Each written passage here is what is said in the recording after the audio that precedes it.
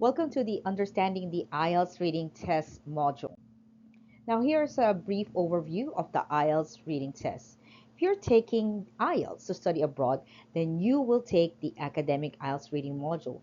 If you are taking IELTS for other purposes, such as working abroad, then you will take the General Training Reading Module. Either way, improving your reading for IELTS is important as you will face some complex reading and difficult vocabulary. This lesson aims to give you the skills and practice to tackle the reading module.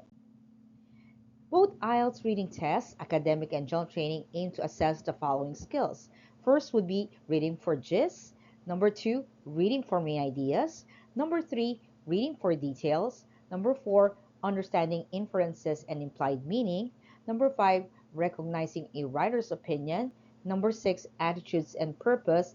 And number 7, following the development of an argument. Now, here's the difference between the academic and general. For the academic, it's 60 minutes with 40 questions, and there are 3 readings. The tests are taken from journals, magazines, books, and newspapers, and it's a general interest text written for non-specialist audience.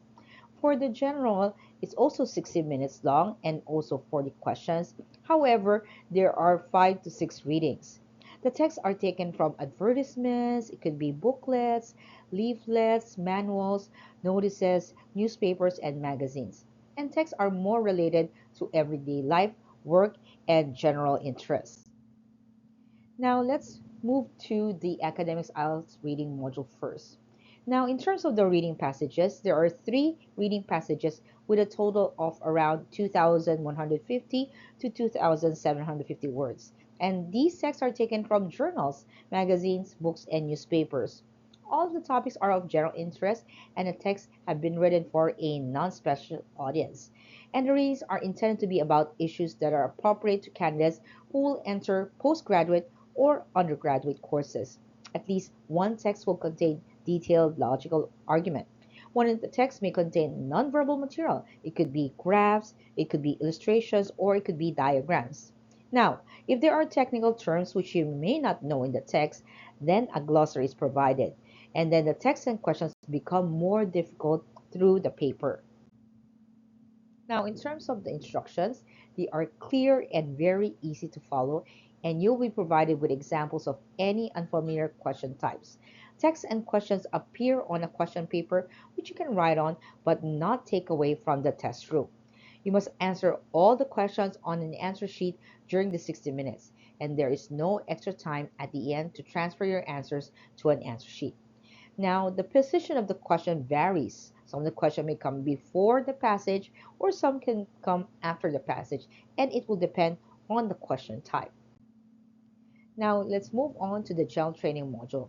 As with the academic IELTS reading, the general training reading module takes also 60 minutes, and there are also 40 questions in total. Each one is worth 1 mark. Now, in terms of the reading passages, there are around 2,150 to 2,750 words, and each text being harder than the one before. Now, in contrast to the academic reading, the texts are taken from advertisements, it could be notices, booklets, official documents, leaflets, newspapers, timetables, instruction manuals, books, and magazines.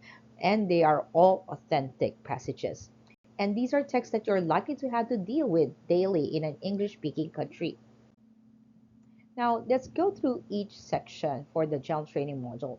For section 1, it will contain around 2 to 3 short factual texts with topics that will be relevant to your everyday life when you live abroad in an English environment. For example, it could be a text that consists of a number of advertisements. For section 2, there are 2 factual texts and they focus on issues related to work, such as applying for a job, pay and conditions, staff training, and development and company policies.